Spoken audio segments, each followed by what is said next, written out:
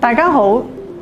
點解而家係投資亞洲嘅最佳時機呢？我哋認為有4個主要嘅原因。第一，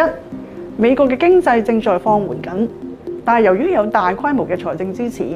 美國經濟可以避免衰退嘅同時咧，亦都保持一個緩慢嘅增長。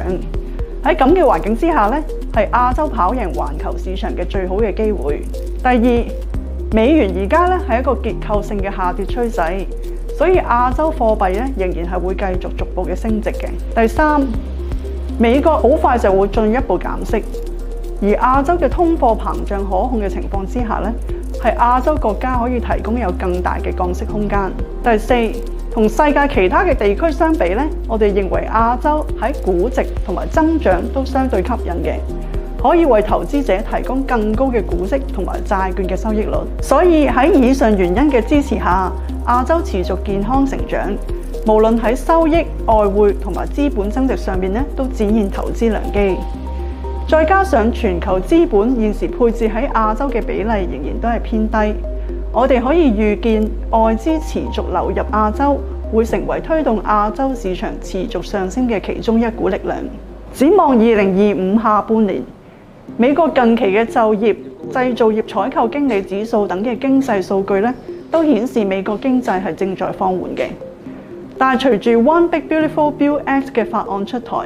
美國有望可以避過衰退，實現軟着陸。另一方面咧，通脹嘅情況咧仍然都係唔明朗嘅。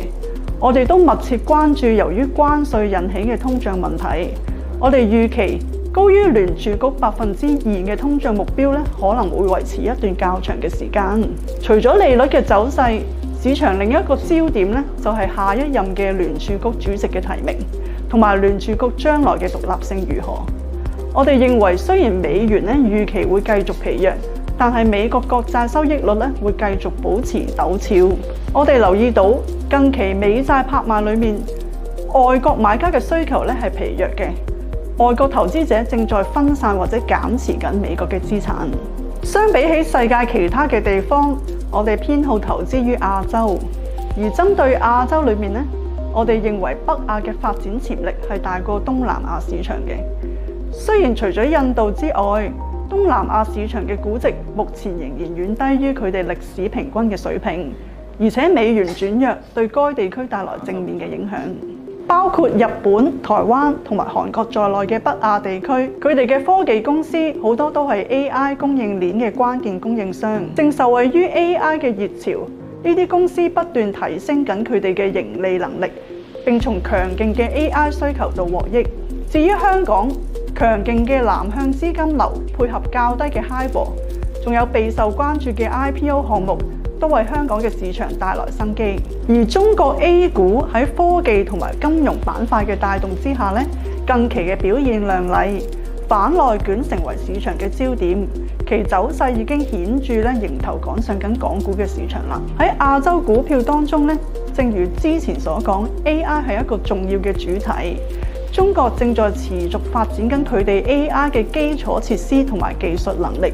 預期同美國嘅差距咧會隨住時間去逐步收窄。我哋睇好韓國嘅半導體、國防同埋造船業、韓國美容同埋折讓幅度較大嘅控股公司嘅前景。雖然當地嘅股市自選舉以嚟咧已經累積咗顯著嘅升幅，但因為 Value Up 嘅計劃將會持續收窄呢個韓國折讓。而現時嘅估值仍然係低於歷史嘅平均水平，而台灣地區喺 AI 嘅供應鏈佔據住一個關鍵嘅地位，受惠於持續嘅供需缺口，帶嚟強勁嘅企業盈利，至到2026年前景都非常嘅明確。另外，多數台灣科技企業預期會獲豁免半導體關稅，對於整個市場嚟講會係一個正面嘅信號。除咗台灣地區，我哋亦都睇好日本嘅市場，尤其係銀行同埋國防嘅板塊。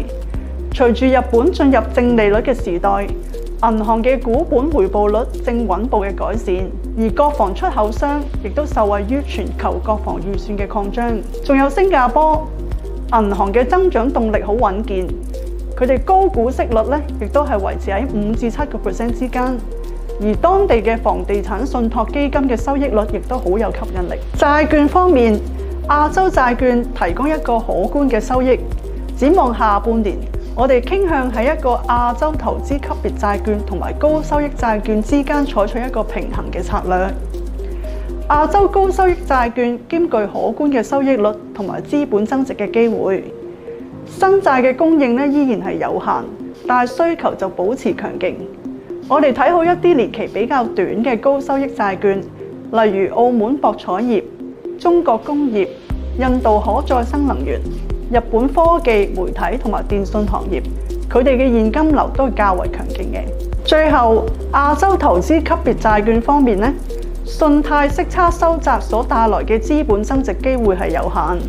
但係喺大約5% 嘅總收益率仍然係好吸引嘅。另外，亞洲投資級別債券嘅低波動性帶來分散投資嘅好處係不容忽視，並喺地緣政治風險上升嘅時候充當一個避風港嘅角色。日本嘅 BBB 債券、韓國金融業同埋澳洲電力及基礎設施嘅行業債券係我哋嘅首選，而我哋亦傾向係揀一啲5年期嘅債券，同時避開超長期嘅債券。總括嚟講，喺吸引嘅收益回報、匯率同埋資本增值嘅3重利好嘅因素下，我哋保持信心，而家係投資亞洲嘅最佳時機。